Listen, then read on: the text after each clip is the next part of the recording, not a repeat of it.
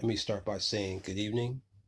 This is Nkrumah Ture. I hope everyone has had a relaxing New Year's Day.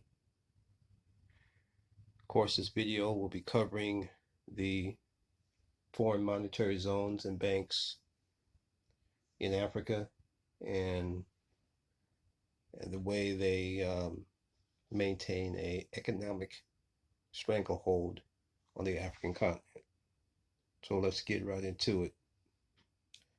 Of course, also I will give some context to the situation where the 14 African countries under French domination have rejected the CFA. And as I've said once, I say it again here, that's an indispensable first step.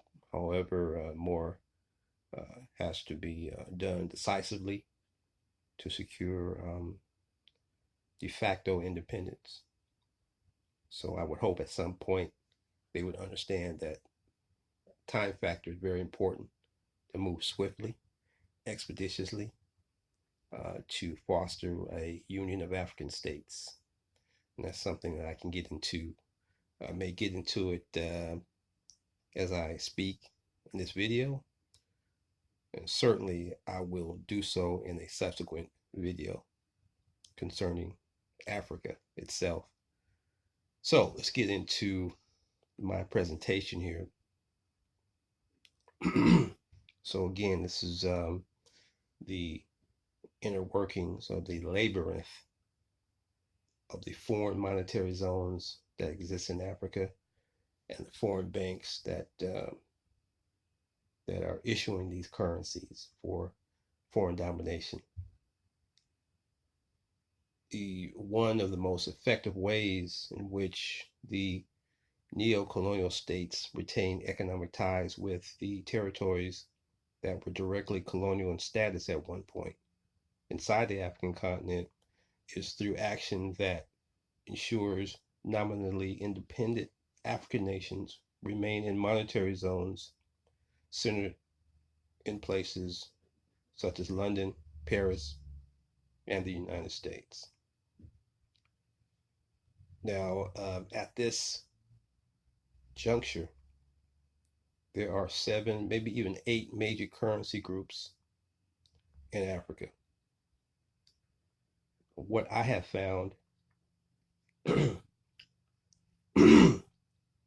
pardon me, what I have found is one is the French franc zone, the sterling area, which is the British pound. Then there's the Belgian franc area. Spain also has a monetary zone, so do the Portuguese, and the South African rand, and of course the US dollar. Now, the word on the South African rand, as far as I am concerned, despite the fact that South Africa has a predominantly black government, the rand itself was created and instituted and circulated by those who were foreigners. And of course, the entities that controlled the economics of that nation during the early days of apartheid, throughout its time as it was used to oppress Africans, are really the same institutions that control their economy now. And so I must give the rand the distinction of remaining a foreign currency. However, the two main foreign currencies that are traded in greatest amounts on the continent are, one, the French franc and the sterling area of the African continent. It's really because France and Britain in a geographical sense, control most of the African continent itself, mainly the sub-Saharan parts as well. Now, these foreign currencies are circulated by foreign banks. They facilitate foreign finance in spheres of investment. The banks are linked with big industrialists, to a small but powerful group which has worldwide interests. Now, in addition, the smaller banks, which are included, and insurance companies, as well as investment trusts, are a critical part of the economic stranglehold in Africa. But many of the largest companies have directors on boards of a number of banking institutions. So what emerges here is a group of finance investors dominating finance and industry. Now, this is primarily for the advantage of the home nation and their national economies and treasuries, I might add.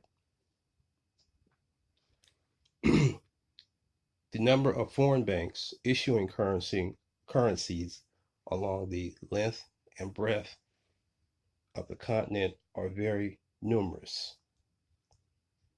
But the banking institutions exist in just about every African nation.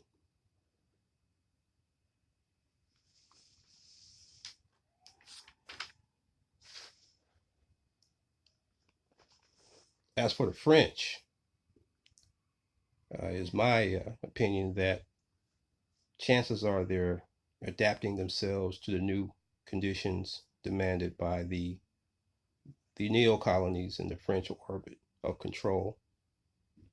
However, it would conditions would be as such that even now, after the CFA is being eliminated from those 14 countries French control, they won't lose any of their influence.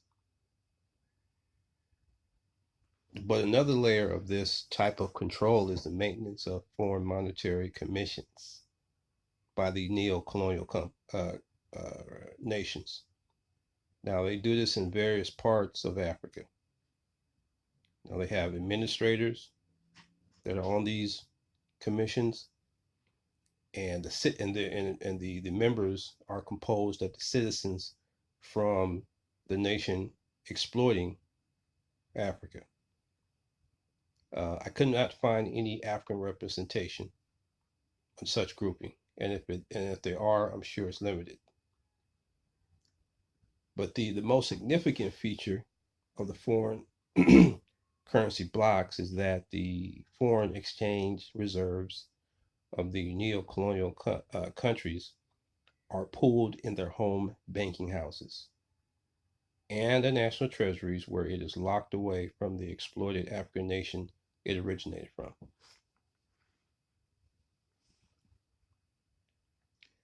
The separate monetary zones perpetuate uneven trade amongst the African states. So it's very important to note this, because it emphasizes petty individualism on one hand between nations. Also, it limits the sufficient economic growth. It also favors the old artificial political boundaries, which are a relic of the colonial period. It also continues the unfair links with the colonial powers and strengthen the forces of neo-colonialism in Africa. Very, very significant for us to thoroughly understand that. Once we understand these things, we can formulate solutions. And of course, I have a proposed solution that at this point would be very, very effective in moving Africa toward continental independence. So let me just give that now. This is my solution to foreign economic domination. Now, the solution would be one, an all-African Union government as the authority of all political and economic matters on the continent. Two, it would place Africa beyond the reach of foreign exploiters. Three, an appropriate number of African development banks can be built and maintained to accelerate the economic development and social progress of its member states. Three, currency must be uniform throughout Africa for smoother trade, exchange, and financial growth.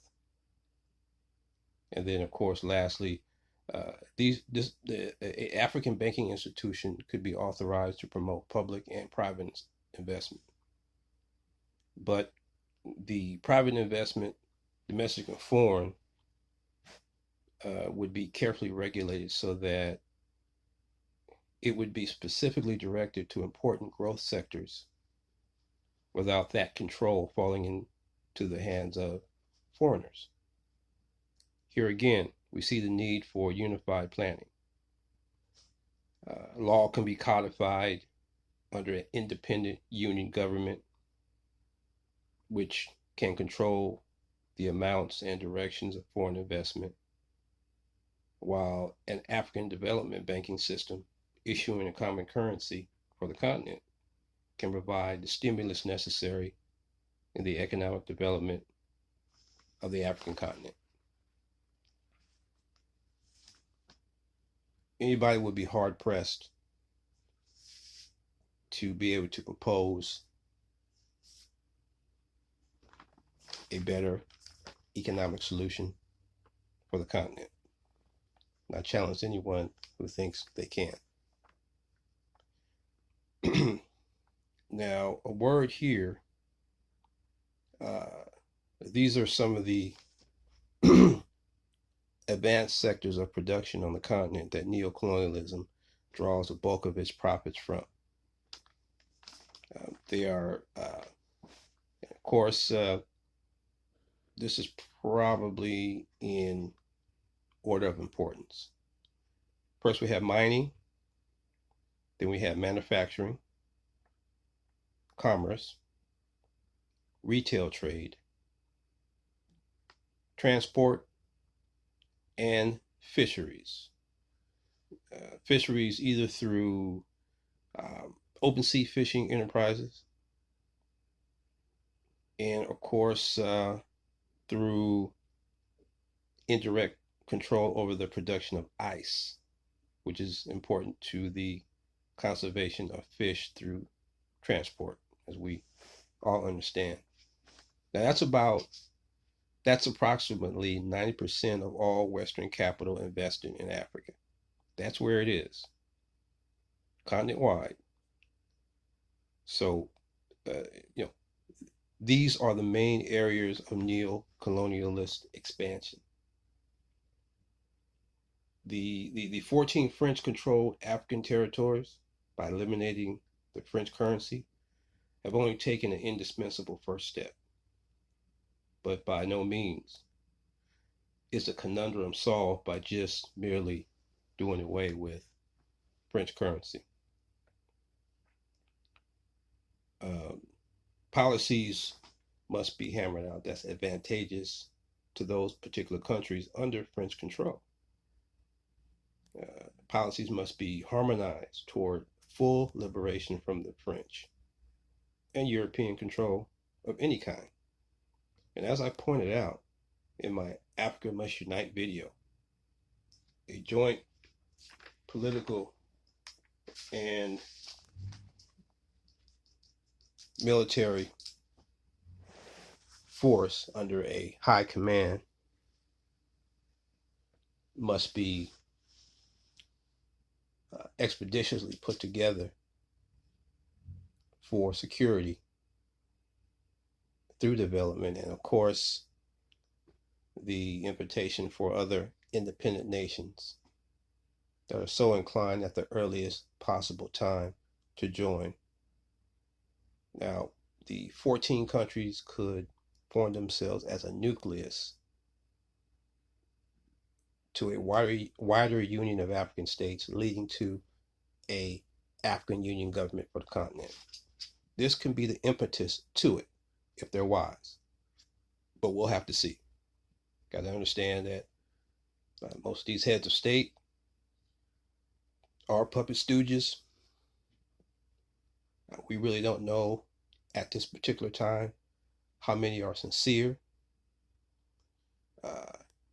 And of course, of the 14, just that they're just giving lip service to something that's being demanded from the groundswell of the masses. I think that's what's going on here. So this may be a diversionary tactic into something that possibly can give the French even tighter grip, if it's possible, on the African continent. So we'll have to see at that particular point whether or not what they're doing in Africa will be effective enough to allow them to develop as they should. And so we will stay tuned to that. We will continue to monitor the situation there, and of course, I will continue to give my analysis of the situation, and of course, share it with all of you. So, as for now, I don't think there's anything else to cover in this particular video. And I thank all of those who will listen to this video to the end. Definitely comment and of course like the video. And I definitely appreciate you. Thank you for giving me this time. So until next time, later.